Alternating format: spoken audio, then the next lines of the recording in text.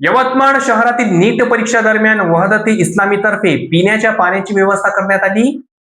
राष्ट्रीय पात्रता व प्रवेश परीक्षा नीट निमित्त शनिवारी यवतमाळ शहरातील परीक्षा केंद्राबाहेर परीक्षार्थ्यांसोबत आलेल्या पालक व नागरिकांसाठी वहदती इस्लामी हिंद शाखा यवतमाळ यांच्या वतीने शुद्ध पिण्याच्या पाण्याची व्यवस्था करण्यात आली होती. जून महिन्यातील कडक उन्हाळ्यात ग्रामीण व दुर्गम भागातून आलेल्या विद्यार्थ्यांचे पालक परीक्षा केंद्राबाहेर तासनतास थांबत असल्याने त्यांच्या सोयीसाठी हा सामाजिक उपक्रम राबविण्यात आला.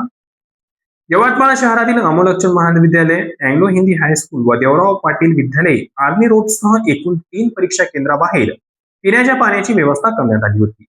या उपक्रमामुळे परीक्षार्थ्यांचे पालक, नागरिक तसेच उपस्थितांनी समाधान व्यक्त करत वहदती इस्लामीच्या पदाधिकारी व कार्यकर्त्यांचे आभार मानले.